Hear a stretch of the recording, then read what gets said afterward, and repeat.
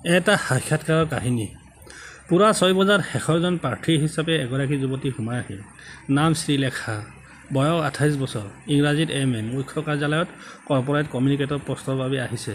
সাধাৰণ বেশভূষাৰ ছোৱালীজনীৰ গড়টো বাকীবিলাক প্ৰাৰ্থীতকৈ অলপ পিছপৰা, কিন্তু কথা বতৰাত সাংঘাতিক সপ্ৰতিভ।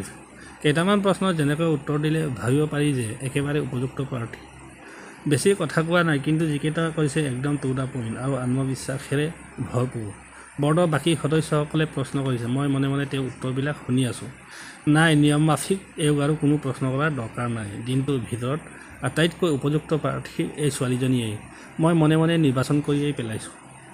তেওঁৰ নামত টিক চিন দি মই টোকা লিখিলোঁ, clarity of thoughts, excellent communicator can be asset of the company. বৰ্ডৰ বাকী সদস্যসকলৰ প্ৰশ্ন সোধা শেষ হ'ল। এইবাৰ মোৰ পাল। মোৰ মূৰত এটা দুষ্ট বুদ্ধি খেলালে। মই এটা ব্যতিক্ৰমী প্ৰশ্ন সুধি দিলোঁ, ধৰক আপুনি ৰাজ্যৰ মুখ্যমন্ত্ৰী, ৰাজ্যৰ শিল্পৰ সন্দৰ্ভত আপোনাৰ বক্তব্য কেনে হ'ব? হঠাতে এটা অনাকাংক্ষিত ধৰণৰ প্ৰশ্ন শুনি শ্ৰীলেখা থতমত খালে। তাৰপিছত নিজকে প্ৰস্তুত কৰি লৈ ধীৰে সুস্থিৰে উত্তৰ দিলে, ছাৰ, সেইবোৰ শিল্প কল কাৰখানাৰ জঞ্জাল বহুত, মাটি অধিগ্ৰহণ কৰা, ক্ষতিপূৰণ দিয়া, আন্দোলনৰ মুখামুখি হোৱা ইত্যাদি।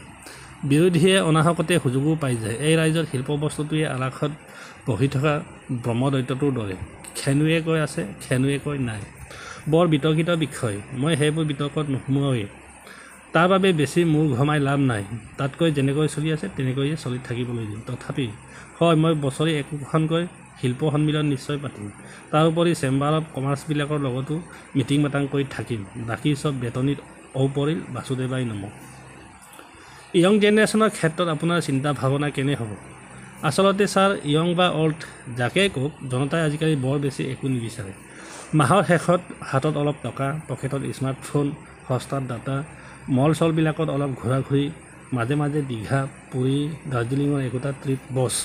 সাধাৰণ জনতা ইয়াতে খুচি। আচল কথা হ'ল, ডাটা সস্তাতে পাইছেনে নাই? মোবাইলত ডাটা পেক ভৰ্তি হৈ থাকিলেই হ'ল, বাকী চব ধাৰ মে যায়। ৰিয়েল লাইফত যিবোৰ কৰিব নোৱাৰে, ফেচবুকৰ সপোনৰ জগতখনত সেইবোৰ চব কৰি থাকিব পাৰে। ছ'চিয়েল মিডিয়াৰ হাত তালি পাৰে, সন্তুষ্টিৰ চৰম সীমা পাই যায়গৈ। জীৱনক লৈ আৰু কোনো ফ্ৰাষ্ট্ৰেশ্যন নাথাকে। জানে ছাৰ, মই নিজেই দেখিছোঁ। মাহে 1000 টকা উপাৰ্জন নকৰে, মানে কৰাৰ ইচ্ছাতে নাথাকে। 86 বছৰীয়া বৃদ্ধ পিতৃৰ পেঞ্চন বহি বহি খাই আছে।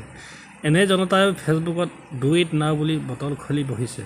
আৰে গাধা, যা আগে উপাৰ্জন কৰগৈ। বুঢ়া বাপেৰটোৱে চকু মুদিলেই পেঞ্চনটো বন্ধ হৈ পৰিব, তেতিয়া খাবি কি? এনে যধামূৰ্খ যিমানেই থাকে সিমানেই ভাল, ৰাজ্য চলাবলৈ সুবিধা হয়।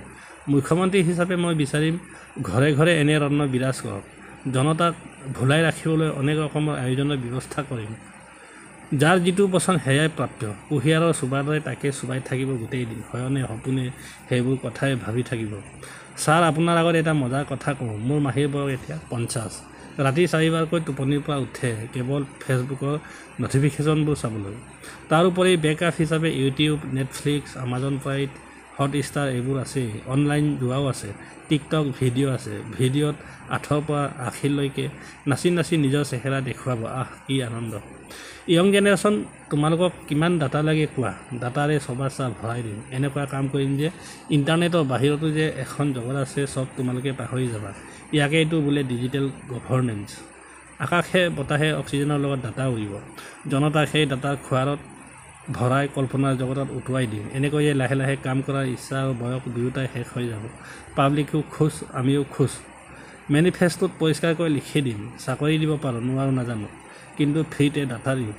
আম্বানী আৰু মিত্তালৰ লগত এই ক্ষেত্ৰত এটা এগ্ৰিমেণ্ট কৰি ল'ম। মিডিয়াক লৈ কিবা ক'ব? মিডিয়াক জাপে জাপে বিজ্ঞাপন দিম। এনেকুৱা অৱস্থা কৰি দিম যাতে সেইসকলৰ আয়ৰ এক বৃহৎ অংশ চৰকাৰী বিজ্ঞাপনৰ পৰা আহে। যেতিয়াই তেওঁলোকে বুজি উঠিব যে চৰকাৰী ধনেৰে তেওঁলোকৰ বেতন চলি আছে, তেওঁলোকৰ নিৰপেক্ষতা ধোঁৱাচাঙত উঠিব। সেই ডেম'ক্ৰেচি 4th পিলাৰৰ গপ ধোঁৱা হৈ আকাশলৈ উৰি যাব। তেওঁলোক অট'মেটিক লাইনত আহি যাব। তাৰপিছত মিলে সুৰ মেৰা তোমাৰা, চোৰ বনে হমাৰা। একে নিশ্বাসে কথাবোৰ কৈ শ্ৰীলেখাৰ হ'ল।